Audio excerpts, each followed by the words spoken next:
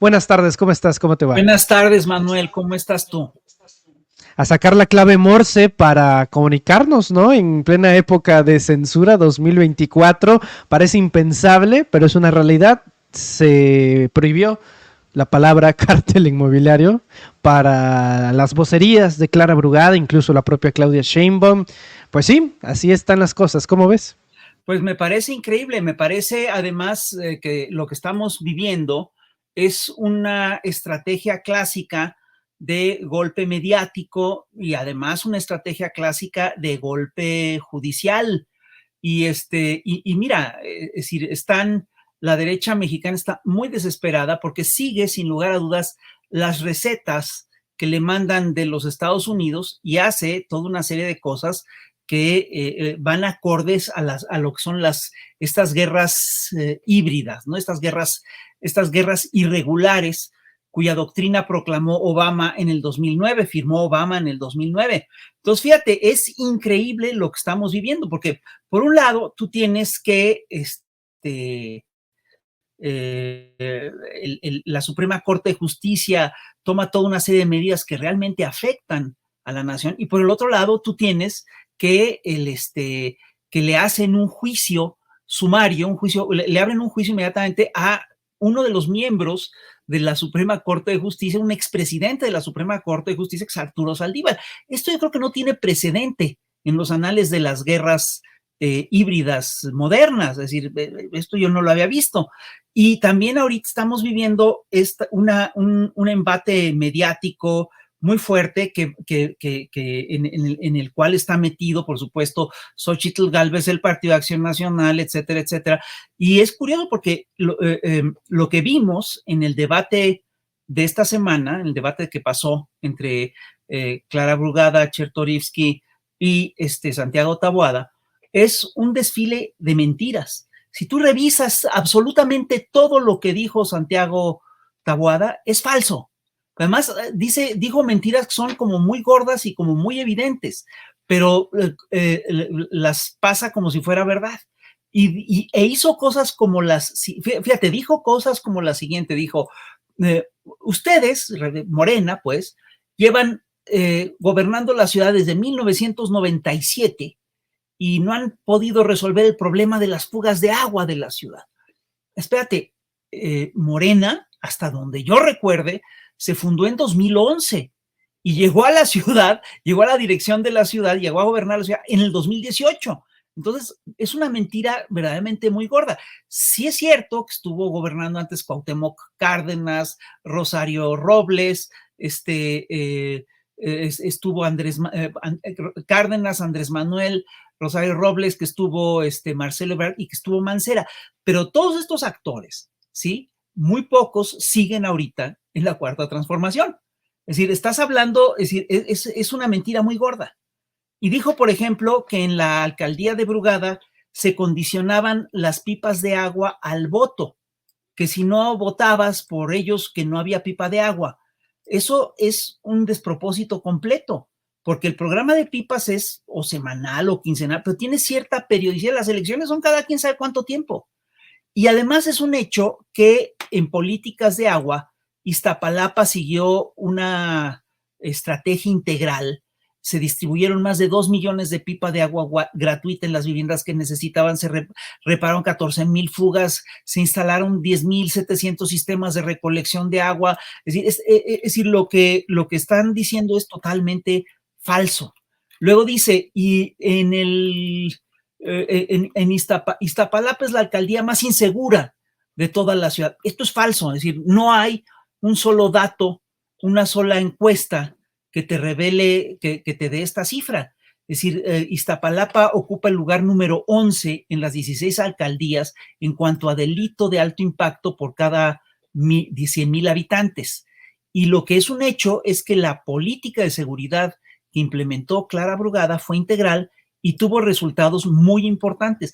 Bajaron en más del 55% los delitos de alto impacto, cerca del 60% los homicidios dolosos y más o menos 50% en robo de vehículo con y sin violencia. Entonces, son mentiras muy gordas. Dijo Taboada, por ejemplo, que en las clínicas que en la clínica Condesa que no se repartían retrovirales. Es falso. Todos los compañeros y las compañeras de la comunidad LGBT con las que he platicado están muy indignados por esta declaración. Es decir, lo que tú tienes es que la clínica ha surtido más de 1.200.000 recetas de antirretrovirales. Es decir, es una mentira total. Entonces, lo que yo veo es que a Taboada está siguiendo la receta esta que dio hace un rato a Larraqui. A Larraqui, si ustedes recuerdan, dijo, mientras más mentiras des contra Morena, mejor te va. Y es lo que está haciendo Morena, es lo que está haciendo el señor Taboada. Y fíjate que es increíble porque lo que está haciendo es básicamente decir mentira tras mentira y no aporta pruebas ni antes del debate, ni durante el debate, ni después del debate. Y al mismo tiempo tú tienes que la derecha está emprendiendo una campaña, la campaña está de narcopresidente y narcocandidata. Es una campaña de millones de votos, carísima, y el INE no se ha metido. ¿Por qué se meten en esta campaña cuando lo que sí hay en el caso de Taboada es que sí hay datos muy duros acerca de cómo funciona el cártel inmobiliario? Tenemos a mucha gente en prisión por el cártel inmobiliario, mucha gente que está siendo perseguida por el caso del cártel inmobiliario, ¿sí? Por ejemplo, Christian von Roerich, que fue delegado de Benito Juárez de 2015 a 2018, que fue diputado local de la Ciudad de México, coordinador de la bancada del PAN en la Ciudad de México, está detenido. Tienes el caso de Nicias Aridgis, que está detenido, que es el señor que otorgó la autorización y el uso de suelo, ocupación de muchas de las obras en cuestión. Está implicado Jorge Romero, está implicado, perdón que lo diga, está siendo investigado Santiago Taboada, está siendo investigado, está prófugo, por ejemplo, Víctor Manuel Mendoza, que es exdirector de Planeación, Desarrollo y Participación de la Benito Juárez. Entonces, no es posible. Hermano de Luis Mendoza, del actual del candidato. Entonces es increíble porque premian la mentira y castigan la verdad. Y son los mismos que dicen que es un gobierno autoritario, que reprime, que no respeta la libertad de imprenta. Perdón, yo no me quiero imaginar cómo serían estos señores gobernando. Imagínate la pesadilla. Correcto. Rafael, creo que uno de los gremios más censurados por naturaleza es el de los moneros, es el de los caricaturistas. Entonces esto para ti no es ni siquiera remotamente una novedad y demás, pero estarás de acuerdo conmigo que cuando se intenta censurar algo, cuando se trata de prohibir algo, por naturaleza se vuelve atractivo y se vuelve como una especie de boomerang para que la gente hable y hable y hable de ello. ¿No resultará contraproducente todo esto? Para ellos, digo. Yo creo que les está resultando muy contraproducente. Y lo que tú dices es correcto. Mira, los caricaturistas tenemos una vieja tradición de censura. Es decir, existe esa tradición en Europa y existe esta tradición en México. Entonces, los lugares, es decir, lo que hemos aprendido los caricaturistas desde hace mucho tiempo es que existe una gran tradición de esto en todos los lugares donde hay prensa, ¿no? Es que se aprenden, es decir, se aprende, se hace toda una cultura de burlar la censura. Es decir, el burlar la censura se convierte en un juego muy divertido. Entonces, yo sí creo que cometieron un error muy gordo, pero muy gordo, porque ahorita tú revisas las redes sociales, por lo pronto en el entorno digamos, de lo que son las voces antineoliberales, han logrado han logrado que mucha gente entierre el hacha entre hermanos y han logrado que la gente empiece a colaborar y a darse cuenta de que lo que estamos enfrentando es un régimen, pues, censor, es un régimen delictivo y censor. Es una cosa muy, muy delicada, ¿no? Porque sí, lo que está detrás de todo esto es que es un delito, son delitos los que han cometido estos señores. Estamos hablando de un negocio de 7,000 millones de pesos, ¿no? Es una cosa brutal, ¿no? El dato que dabas ahorita de que es una torre que tiene 100 pisos más que la Burj Khalifa, ¿no? Los pisos irregulares son 100 pisos más que la torre Burj Khalifa. Y estás hablando, te recuerdo, de un caso que incluso Margarita Zavala denunció en su momento. Se suele olvidar que Margarita Zavala, cuando estaba peleándose cuando se estaba peleando con el grupo del cártel inmobiliario, salió a medios a denunciar la existencia del cártel inmobiliario panista. Y es un hecho que, fíjate, es uno de los casos más documentados de la ciudad. Porque se agarró, entiendo yo que de repente detuvieron a un empresario y el empresario dio datos de cuentas de cheques, de cómo habían sido las transacciones, de cómo se habían dado los movimientos.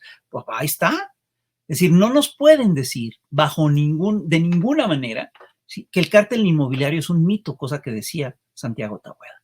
Y no puede presumir Santiago Taboada, no puede de ninguna manera presentarse como un tipo que no tiene nada que ver con el cártel inmobiliario. Por supuesto que tiene que ver con el cártel inmobiliario. Él es parte fundamental de este clan, junto con Jorge Romero, junto con Von Roerich, con Nicias Aridgis, con Víctor Manuel Mendoza, con Emilio Sordo Zabay, con Alejandro Aguinaga López, con Juan Duay Huerta.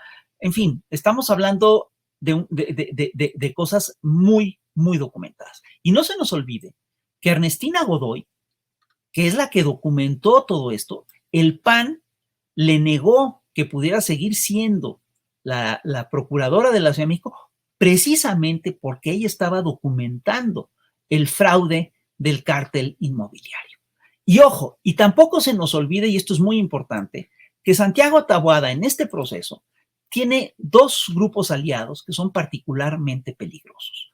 Uno es el Sindicato Libertad de Hugo Bello, que está en la cárcel, por cierto, y el otro es el grupo Fuerza y Poder, Orgullo, Fuerza y Poder Prieto, una cosa así, que es ni más ni menos una agrupación que dirige la hija de Cuauhtémoc Gutiérrez de la Torre, el señor que fue preso por trata de blancas. Es decir, estamos hablando ya de ese nivel de deterioro. Y cuando a Taboada se le cuestionó de por qué estaba teniendo estas ligas, estos vínculos con la gente del Sindicato Libertad, básicamente contestó, es que todo suma. O sea, se asume que sí tiene los vínculos y que no hay problema. El dirigente del Sindicato Libertad, hasta donde yo recuerdo, se llama Hugo Bello Valenzo. Entonces estás hablando ya de grupos delictivos. Y ojo, y no se nos olvide que una de las pocas cosas que dijo Santiago Taboada en el debate, ¿sí?, es que habló de una empresa francesa, que es la empresa Veolia, que es una empresa que, entre otras cosas, se dedica a hacer negocio privado con el agua.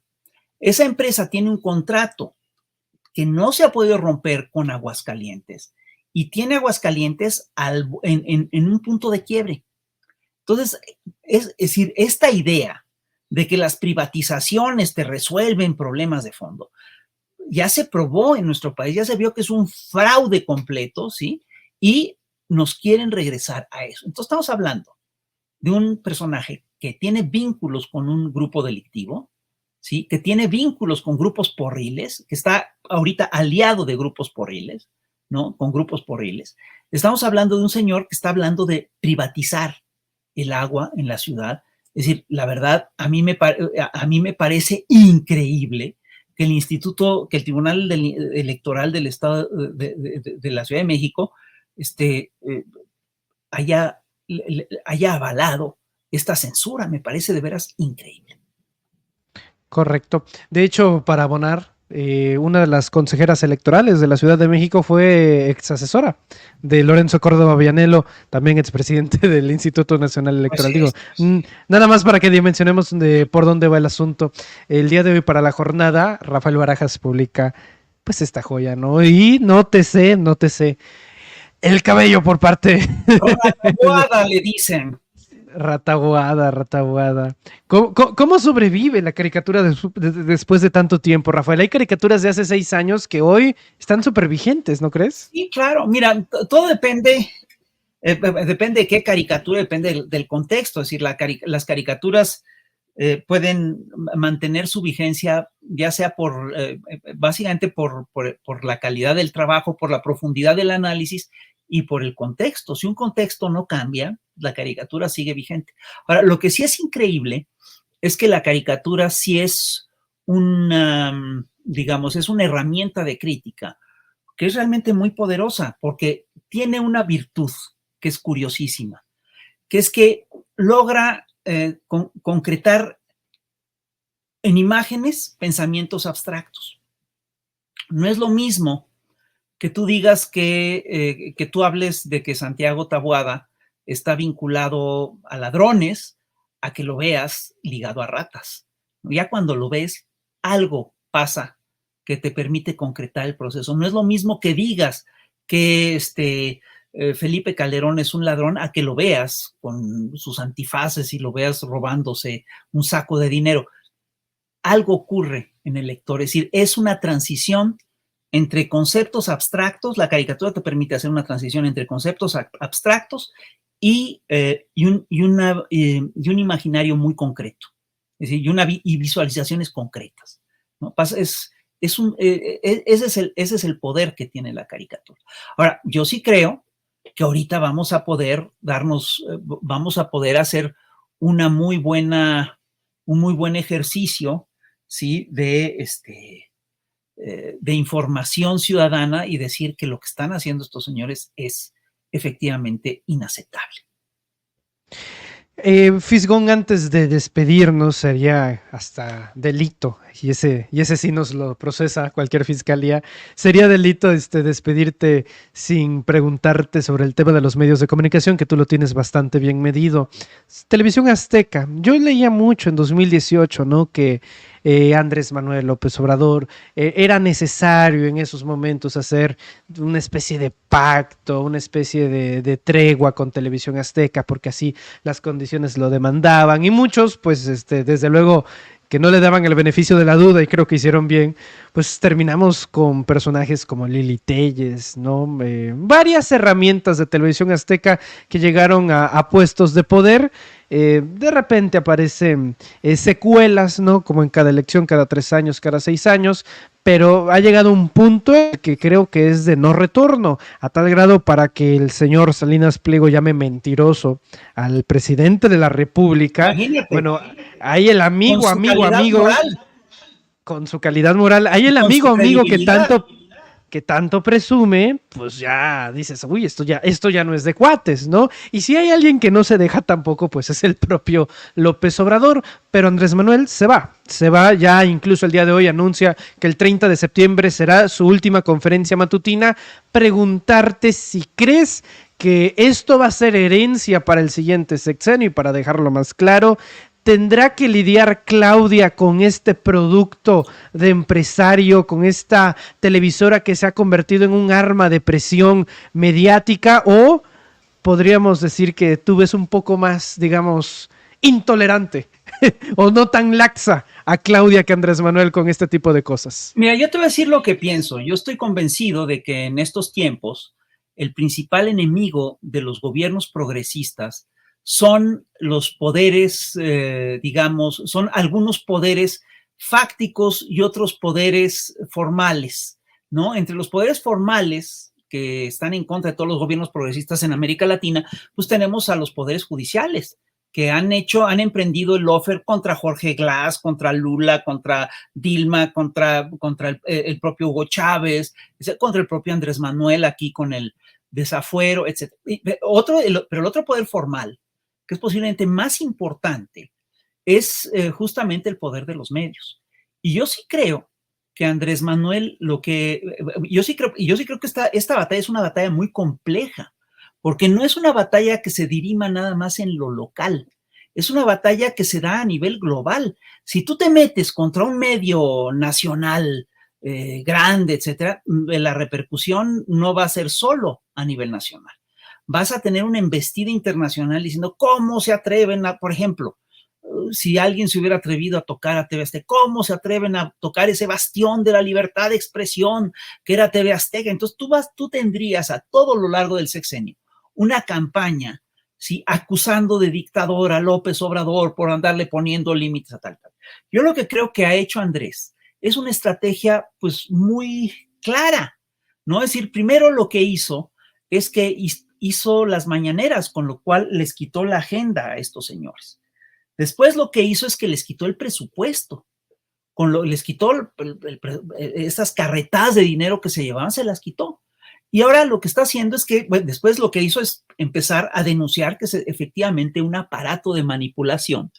Y ahora lo que está haciendo es que está tocando un problema muy concreto con un empresario de medios que realmente es indefendible, pero que además está exhibiendo su cinismo, ¿no? Es increíble que no pague impuestos. Es increíble que recoja dinero de las pensiones y no lo entregue a donde lo tiene que entregar. Es increíble que cobra los impuestos de sus les descuenta los impuestos a sus trabajadores y no los entera a Hacienda. Y perdón, todo eso lo convierte no en un empresario, no en un defensor de la libertad de imprenta, sino en un empresario chueco, turbio. Y eso es lo que está, lo que yo creo que está ocurriendo ahorita. Entonces, lo que yo te diría es que Andrés efectivamente ha sabido escoger sus batallas, está librando una batalla importante contra este aparato de medios, y yo sí creo que ese va a ser una cosa que va a continuar a futuro. ¿Y en torno a Claudia? Sí, claro. A ver, no es Claudia, es un pleito que damos todos los mexicanos, perdóname. No es el problema no es de Claudia, el problema es tuyo y mío, el problema es de todos los vecinos. Pero Claudia será jefa de Estado dentro de poco, ¿no? Sí, claro. Entonces ahí tendrá mayor margen que muchos de nosotros, también sí, quiero creer. Pero yo sí creo que nos toca a nosotros decir, oye, ya basta. Es decir, esta concesión, ¿por qué tiene una concesión del Estado tan importante un personaje que no respeta, vamos, que ni siquiera paga impuestos? Correcto, hasta 2042, por cierto, ¿no? Así es. Hasta 2042 la concesión de Televisión Azteca. Bueno, estimado Rafael, yo te agradezco mucho tu tiempo, presencia y análisis. A mí, yo tengo la ligera sospecha, de que te cansaste de dibujar a Xochitl, como que ya no era tan divertido. O sea, te daba sobre material y decías, no, ya estuvo bueno. Yo creo que se cayó. Es decir, el personaje dio de sí, reventó, y yo sí creo que la derecha en México lo que va a hacer, lo que está haciendo, es que se va a concentrar en la Ciudad de México. Y mucho del dinero que le pensaban meter a Xochitl lo van a meter para la Ciudad de México. Entonces la batalla presidencial yo creo que ya la dan por perdida. Y ahorita lo que hay que hacer es asegurarse que no le roben la elección a Clara Brugada, que tiene 15 puntos de ventaja, ¿sí? Pero estamos hablando de que se está enfrentando con un señor que se alía con el Sindicato Libertad, con Poder, Fuerza y Orgullo Prieto, que es capaz de mentir todo el tiempo. Estamos hablando de una elección ruda, es técnicos contra rudos. Correcto. Pues vamos a ver cómo amanece de las primeras planas, si te parece, este próximo lunes, después del segundo debate presidencial. Rafael, te envío un fuerte abrazo y agradecido como siempre. Igualmente, un abrazote, bye.